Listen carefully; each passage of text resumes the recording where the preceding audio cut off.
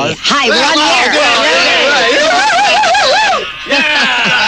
Just returned from Tower Records, and of course, on all the banners. Were there beautiful banners or what? You know, those kids worked really hard. Really nice. You guys got to talk into the microphone, though. See, they're really nice. I see. We really appreciate everybody making the effort that come down there anyway.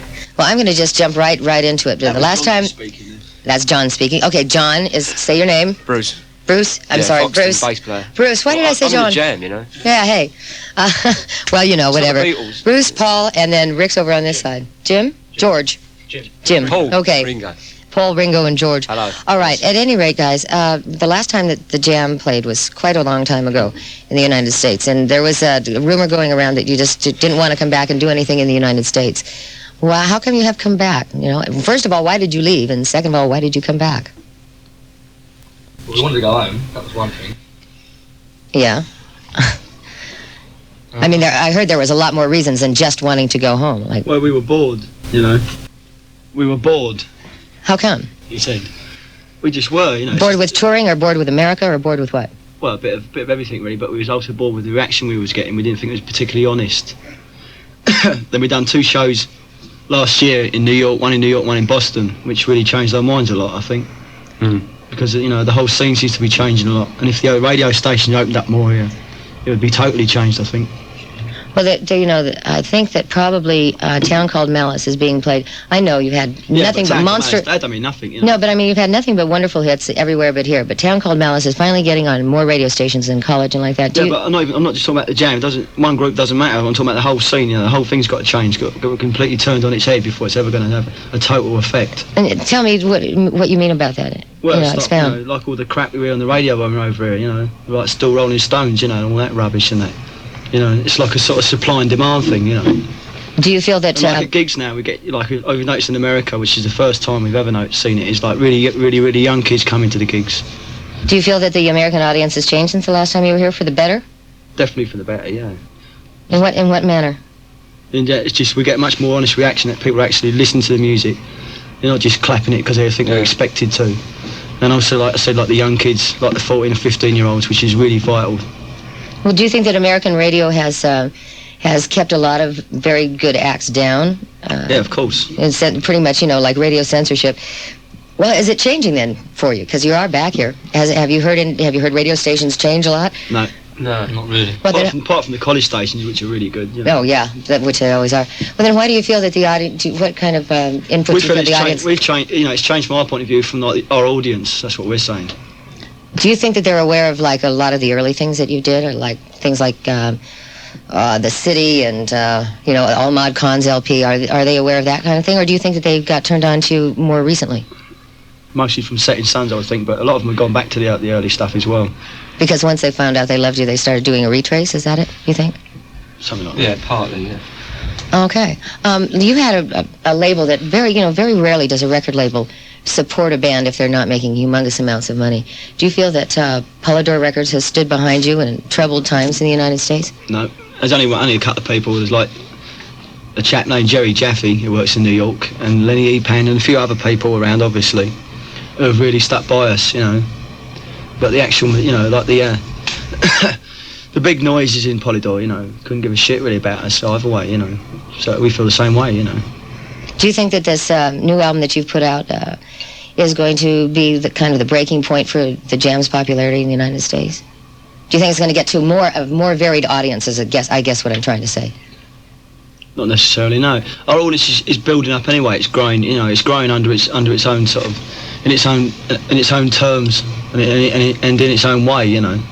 It's like that basic sort of cult audience we've always had here, a really committed following, which is just growing, you know, which suits us fine. We don't want to, we're not worried about the, you know, getting massive overnight. It's nothing like that, you know, doesn't really bother us.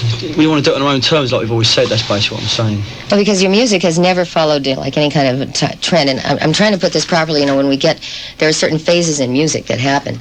And speaking of Jerry Jaffe, and you've always, you know, this Jam has always had their own sound, and it's amazing because almost everything that you put out is different. That's why we haven't fitted in over here, because we are new. You know, different. They don't know how to treat us over here, record companies or anybody. Yeah, because they try to package us like the old rock and roll. Yeah, stuff. like I get Funeral Pyre, and then all of a sudden I get Absolute Beginners, and it's pull, you know, and it's always been. Have you consciously done that, or has it just been because the band evolves that way?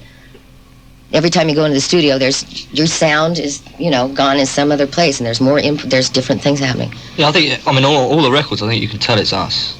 Oh, yeah. I mean, we haven't sort of tied ourselves down to anything, you know, like we're saying, oh, we're so-and-so band, or you know, rock and roll, or whatever, you know. Because all that doesn't really mean anything really to us.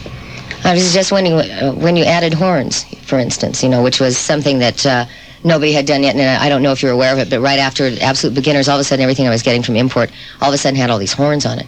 Do you think that you do set a mode? Eh? That wasn't us. I mean, there was a lot of bands started that, like Dexys really, and Teardrop. Those sort Teardrop of Explodes? Started the horn. Well, see, the thing is that you hear those over in England, and I get them, you know, 6 months and through a filter. So you're educating me on this. But, well, are you influenced by the things that are happening there, or do you think you are an influential band with what's going on?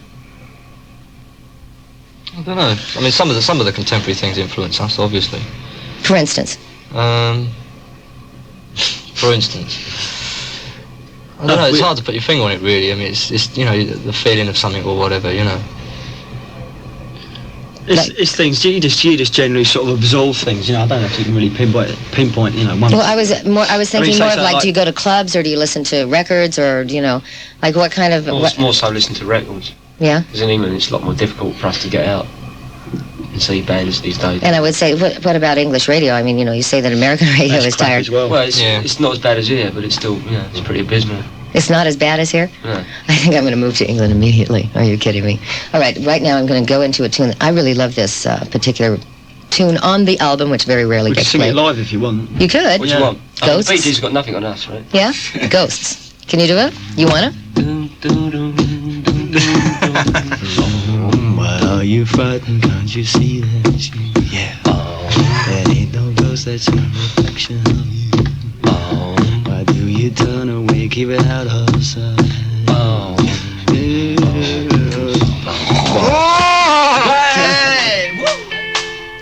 Almost sounded exactly like the record, you guys, you know? That's pretty decent stuff. We should have played it after all, actually. I would like to know pretty much, I'm sure some of the people would, when the jam goes into the recording studio, exactly how all the parts fit together. Like, is there one person that just does all the writing? Is there somebody that, or is it like a joint effort? Do you have an idea when you go in, or is it something that happens in the studio? How do the jam put an LP together? She said, waiting patiently. Yeah, well, tricky one. Yeah. Well, it varies actually from LP to LP. Yeah. Or single to single. Because, you know, once again, I get records like, you know, in a stream. And I was wondering if you go in and just record like a single and then, you know, 2 more singles. Or if the album is done and then that's what they're releasing to me. No. It varies from single to single, album to album. You know, we never really have any set way of going about recording things. Sometimes Paul might have a complete song. Or sometimes it's just like a lyric or a few chords or a drum beat. You know, it's anything. It's nothing set. You know, we just take it as it comes. Well, when you put this album together, because this is more than any other album that I've heard of yours, this one's got more varying kinds of music. Like, for instance, from Ghost to Town Called Malice to Precious, da-da-da-da-da. Like, well, I don't know what to say. I mean, what was the components that went into doing this? Nothing? Paul's sitting there shaking his head. I don't know what that means. They can't hear you shake your head. Please. Did you just go in and say, okay, album number? It just sort of, you know, it just comes together really. We never ever really sit down and, you know, and say, well, what we're going to do, you know, what should we go for? I mean, the only conscious things, you know, are like, you know, we want to get better, and you know, that's it really. I mean, we just see what happens basically. A lot of it is what, if I'm writing songs, I mean, I'm also influenced by what I'm listening to at the time as well. Plus, this time we had a lot more time to think about what we was going to do on The Gift. That's right. Because were you touring in England frequently during that hiatus that you had from the U.S.? Yeah, we've done bits and pieces throughout the year, sort of thing. No major tour though. Have you been doing videos? You've done videos, right? Well, yeah. I mean, Only pretty simple, basic, straight down the line stuff. We're not part of the video. Are you partial to that? Because videos seem to be like one of the main things that are getting bands across, and it's particularly because I get to play them all sorts of venues. Do you like doing videos, or is there something there that you find creative outlet? Doing Top of the Pops and shows like that. Oh yeah? No, we're not a video band. I mean, we don't spend 40 grand and make Ben-Hur 2 or Star Wars, you know, 15. It's just like, it is just I mean, because we don't really come across on videos. It's pretty straightforward. Gee, not the ones I saw. I thought I said I saw it We don't Lens. sort of hang from chandeliers. Well, not on film anyway. We're in Rocky 4 though. We got a part in there. Yeah, I know. Which ones are you, man? The sparring partners or what? You know. All right, we should actually plug the gig, ladies and gentlemen. The jam is sold out in Perkins Palace. No, have you been sold out before when you've come to Los Angeles? I can't really remember. Or is this something new for you? Almost. I think some of the gigs we've done over here have been pretty well, full. Has this really tour been encouraging all round this time? We've been playing over on the East Coast. this tour has been better for you then? It's Yeah. been more positive. Yeah, definitely. Okay. I'm always curious. Is there anything really bizarre that's happened since you've been on this tour in the U.S. that you would like to tell my listening public? People get some pretty crazy things happening. A lot of transvestites coming to the shows. How do you know they're transvestites? They lift up their skirts and reveal their naughty parts. Well, that's one way of finding out who is precious and who isn't. Dusty Street on the Rock with the Jam. Be paying attention a little bit to those fine horn players that are now part of the Jam. Yeah. And can you enlighten us as to how you happen to hook up with these cats? And they're cats. Well, they're the Stoop brothers from England. Steve Nicol and Keith Thomas. They're Africans. Yes, they're from Africa. We took them away and give them all this excitement. How did this come about? Did you just decide it was time, or did they impress you in some particular fashion? Why these guys? Yeah, it was money still.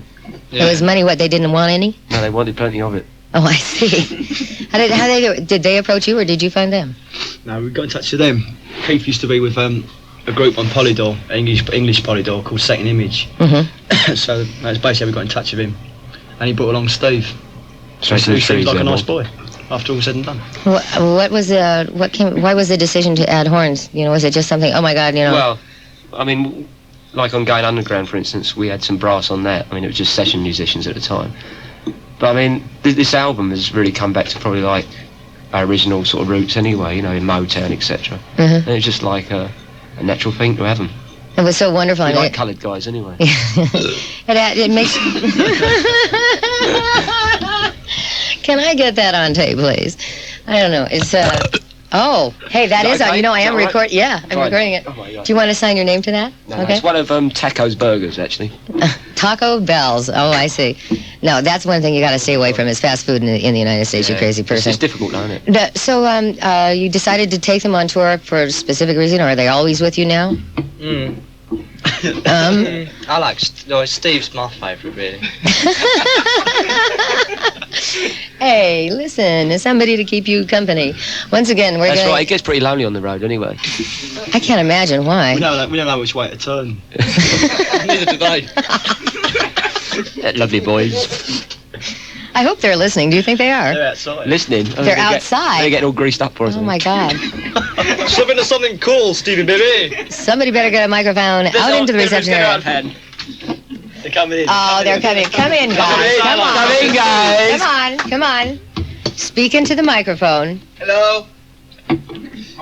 Oh, you've got a Hi, all right. Hi, I thought you had a camera. I thought you were their photographer. I couldn't believe that. I see. He likes to keep memories of us. Go and keep it warm, dear. We'll see you later. That's our brass section anyway. Pretty brassy boys, if you will. They're well nice, They're good actually. lads. They're macho guys. They're okay. Macho. All right. Well, I have to run in and pay some bills here for just a moment, but we would like to reiterate that Perkins Palace, Saturday, Sunday, and Monday. I'm going to be emceeing the show on Saturday and Sunday. Well, I'll do it Saturday, and if you guys don't mind, maybe Sunday. We'll go to church if you first, wear peekaboo or on suspenders, then it's okay. You got some for me, darling? I'll wear them anyway. You can borrow mine. Street on the Rock with a... Hey, Street on the Rock with a Jam. Wanted to say something. Say it.